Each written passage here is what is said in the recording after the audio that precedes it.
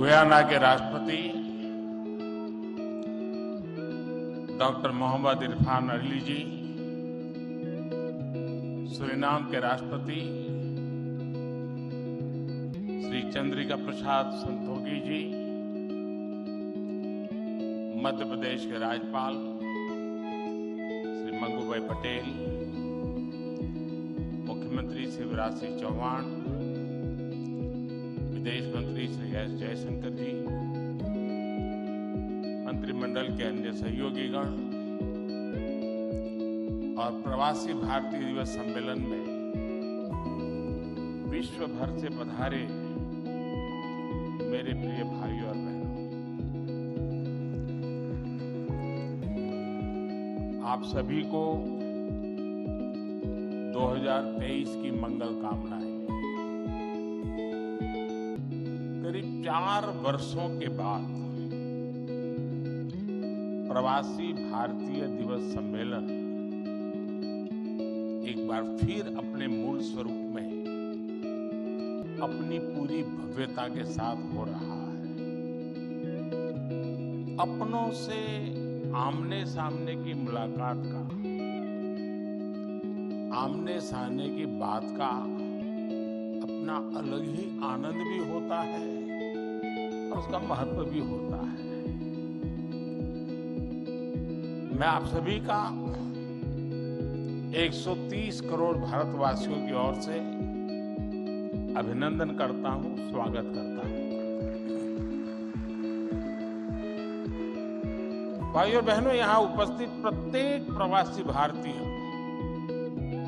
अपने अपने क्षेत्रों में असाधारण उपलब्धियों के साथ अपने देश की माटी को नमन करने आया है।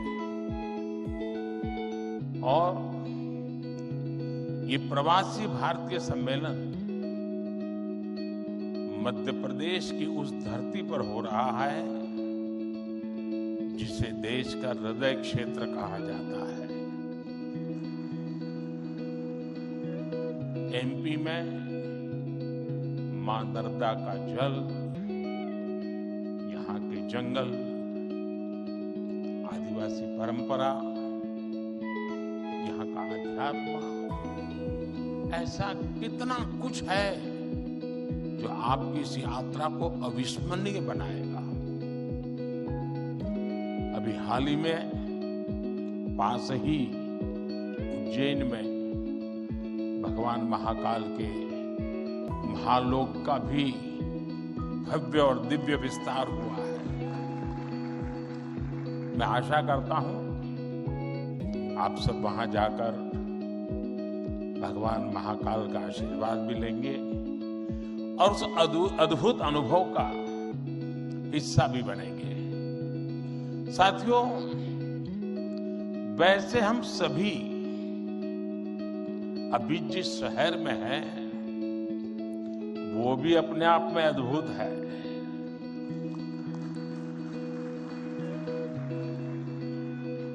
लोग कहते हैं कि इंदौर एक शहर है,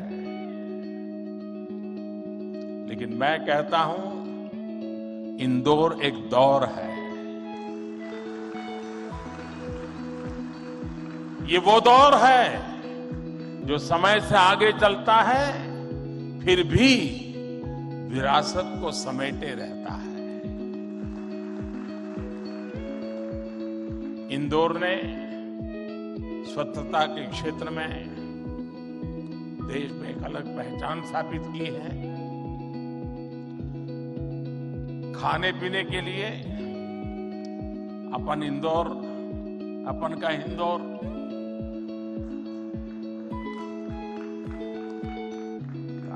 इंदौर देश ही नहीं, पूरी दुनिया में लाजवाब है।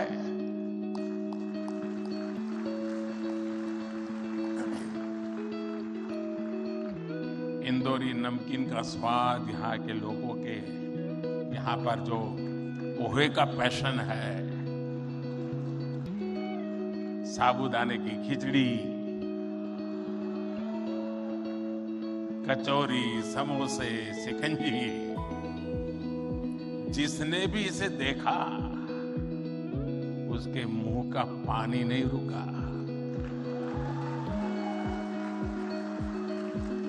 और जिसने इन्हें चखा उसने कहीं और मुड़कर नहीं देखा।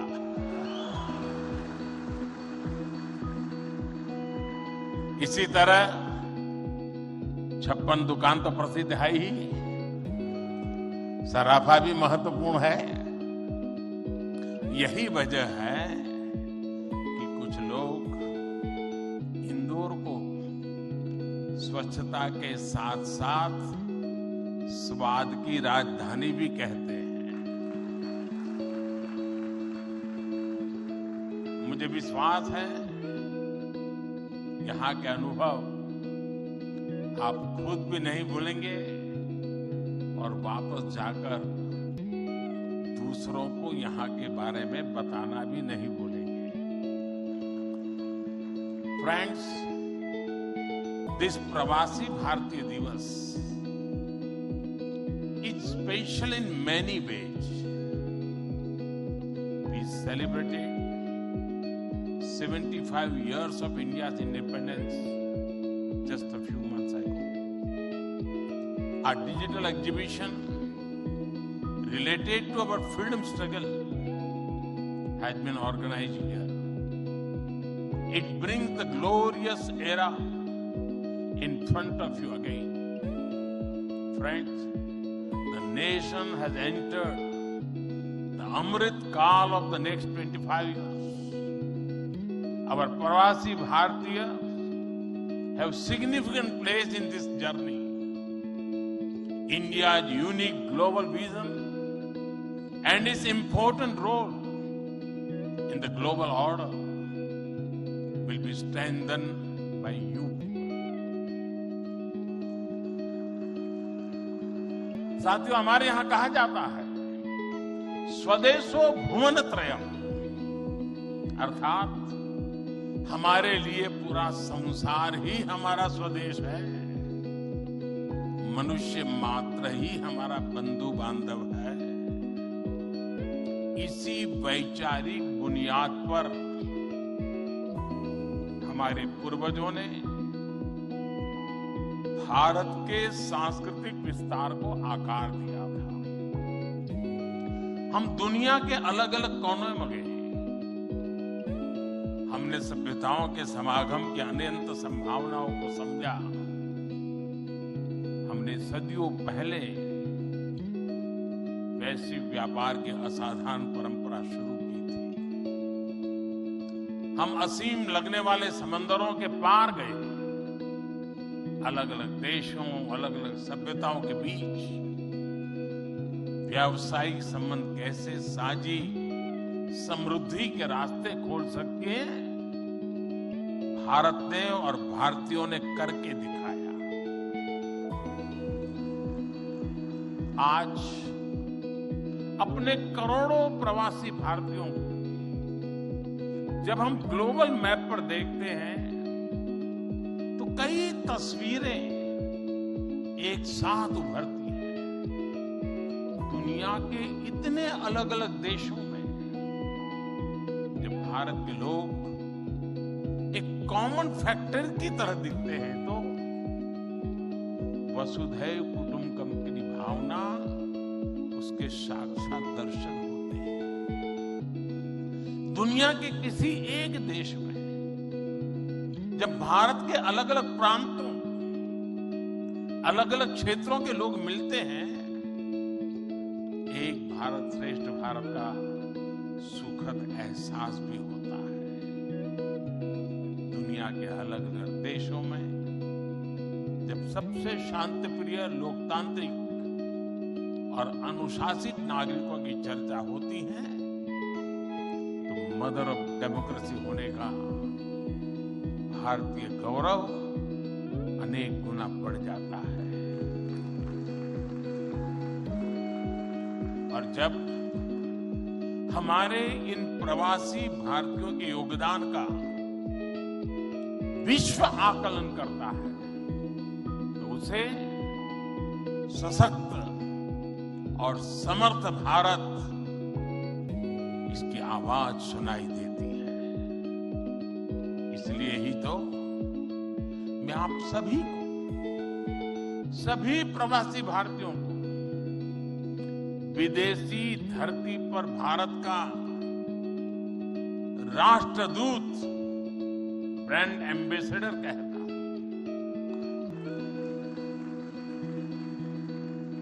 सरकारी व्यवस्था में राजदूत होते हैं, भारत की महान विरासत में आप राष्ट्रदूत होते हैं। Friends, your role as India's brand ambassador is diverse. You are brand ambassadors of Make in India. You are brand ambassadors of yoga and Ayurveda. You are also brand ambassadors of India's cottage industries and handicrafts. At the same time, you are also brand ambassadors of India's millets. You would already know that 2023 has been declared by the United Nations as the International Year of Millets. I appeal to you to take some millets products with you while returning. You also have another important role to play in these rapidly changing times.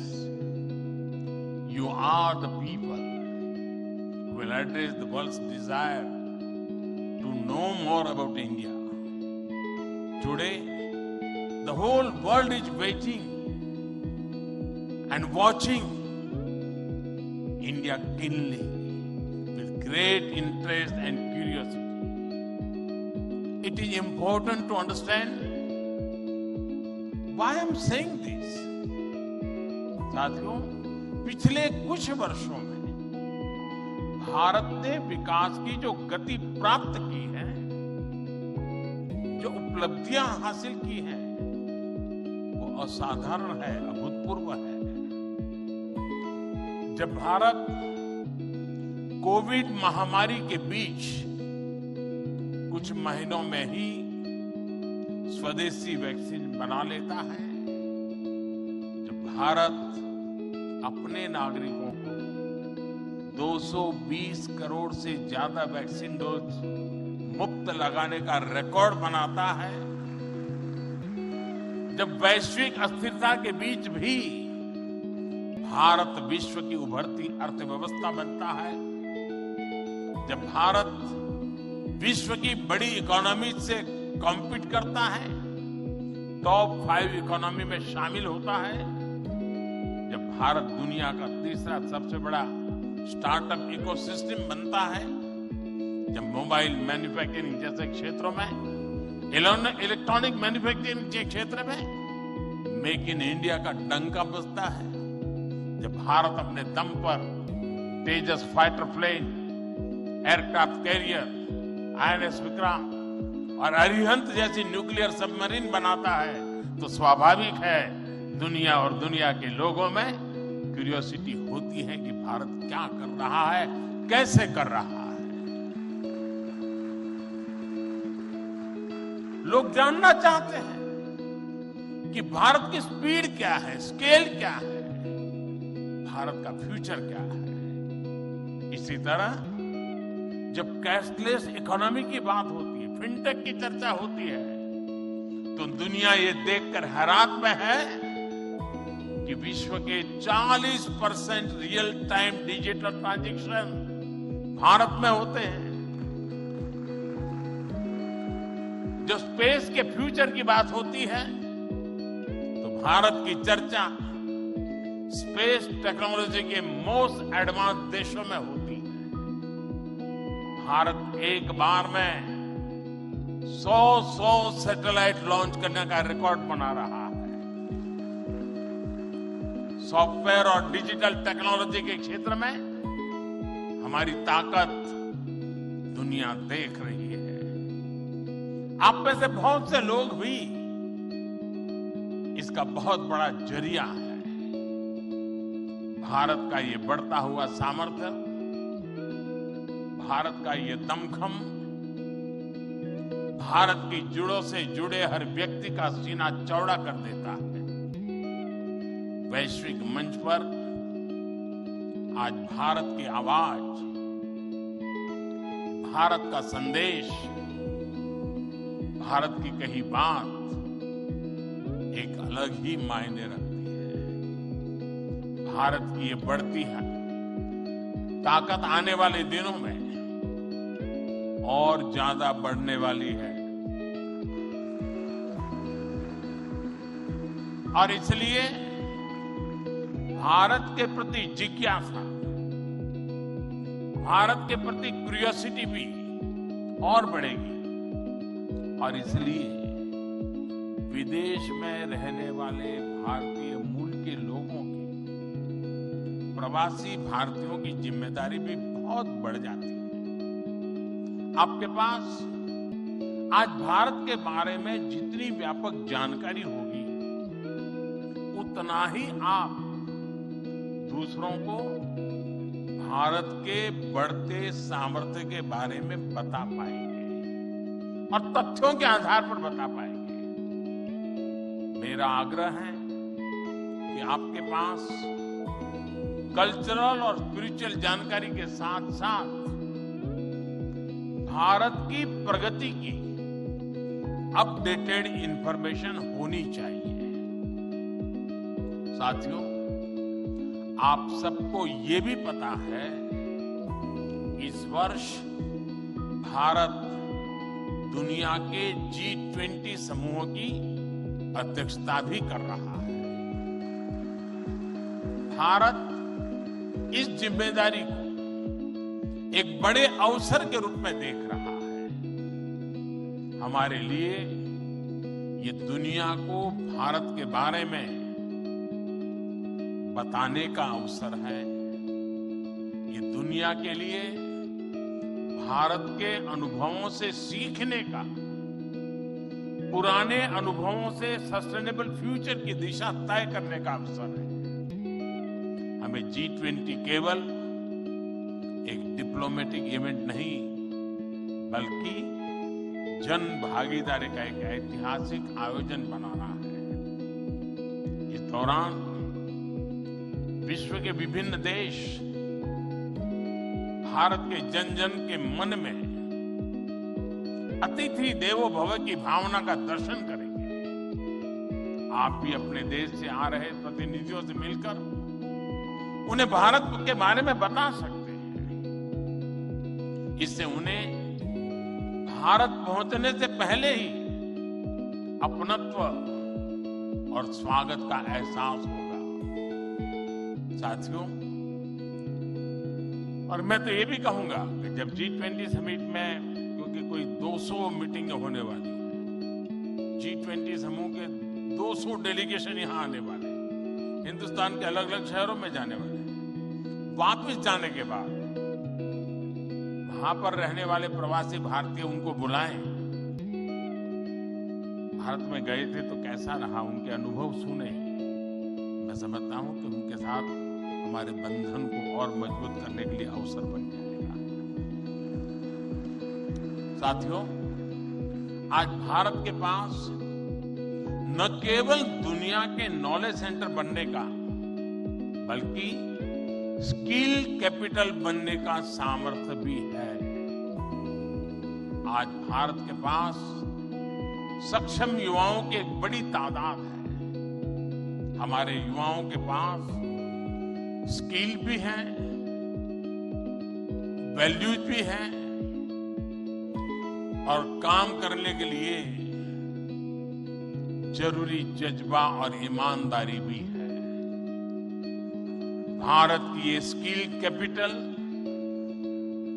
दुनिया के विकास का engine बन सकती है। भारत में उपस्थित युवाओं के साथ ही भारत की प्राथमिकता वो प्रवासी युवा भी हैं जो भारत से जुड़े हैं।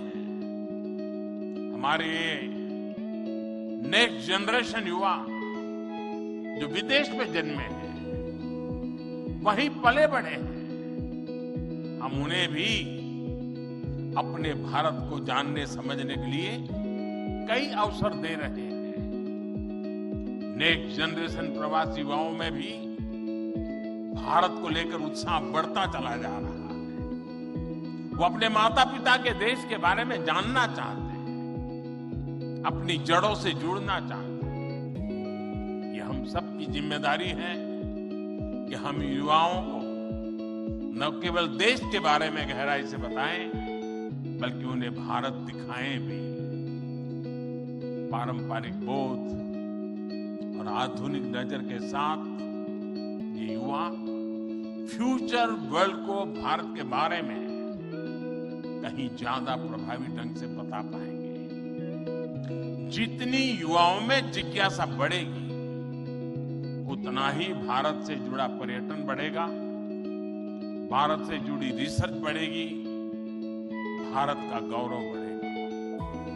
ये युवा भारत के विभिन्न पर्वों के दौरान, प्रसिद्ध मेलों के दौरान आ सकते हैं या फिर बुद्ध सर्किट, रामायण सर्किट का लाभ उठा सकते हैं। वो आजादी के अमृत महोत्सव के तहत हो रहे कार्यक्रमों में भी जुड़ सकते हैं। साथियों, मेरा एक और सुझाव है। कई देशों में भारत से प्रवासी कई सदियों से जाकर बसे हैं। भारतीय प्रवासियों ने वहां के राष्ट्र के निर्माण में अपने असाधारण योगदान दिए हैं। हमें इनकी लाइफ, उनके स्ट्रगल्स और उनके अचीवमेंट्स को डॉक्यूमेंट करना चाहिए। हमारे कई बुजुर्गों के पास उस जमाने की कई मेमोरीज होगी। मेरा आग्रह है कि यूनिवर्सिटी के माध्यम से हर देश में हमारे डायस्पोरा के हिस्ट्री पर ऑडियो, वीडियो या लिखित डॉक्यूमेंटेशन के प्रयास किए जाए। साथियों, कोई भी राष्ट्र उस पर निष्ठा रखने वाले हर व्यक्ति के दिल में जीवित रहता है। यहाँ भारत से कोई व्यक्ति जब विदेश जाता है और उसे वहां एक भी भारतीय मूल का व्यक्तित्व या व्यक्ति मिल जाता है, तो उसे लगता है कि उसे पूरा भारत मिल गया। यानी आप जहां रहते हैं, भारत को अपने साथ रखते हैं। बीते 8 वर्षों में देश ने अपने डायस्पोरा को ताकत देने के लिए हर संभव प्रयास किया है। आज भारत का ये कमिटमेंट है कि आप दुनिया में कहीं भी रहेंगे, देश आपके हितों और अपेक्षाओं के लिए आपके साथ रहेगा। मैं गयाना के राष्ट्रपति जी और सूरीनाम के राष्ट्रपति जी का भी हृदय से आभार व्यक्त करता हूं, अभिनंदन करता हूं। इस महत्वपूर्ण समारोह के लिए उन्होंने समय निकाला और उन्होंने जितनी बातें आज हमारे सामने रखी हैं, वे वाकई बहुत उपयोगी हैं। और मैं उनको विश्वास दिलाता हूं कि जिन सुझावों को उन्होंने रखा है, उस पर भारत जरूर खरा उतरेगा। मैं गयाना जी के राष्ट्रपति जी का भी बहुत आभारी हूं कि उन्होंने आज काफी पुरानी यादें साझा की। क्योंकि जब मैं गयाना गया तो मैं कुछ भी नहीं था, मुख्यमंत्री भी नहीं था, और तब का नाता उन्होंने याद करके निकाला। मैं उनका बहुत बहुत आभारी हूं।